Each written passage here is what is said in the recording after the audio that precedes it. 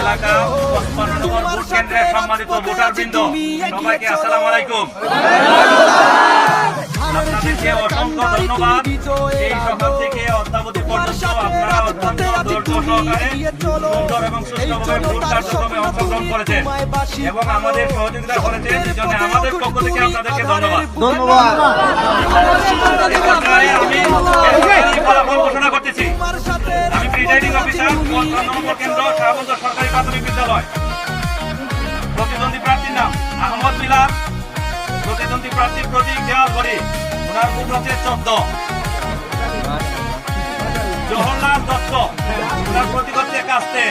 ভোটের সংখ্যা হচ্ছে ০১।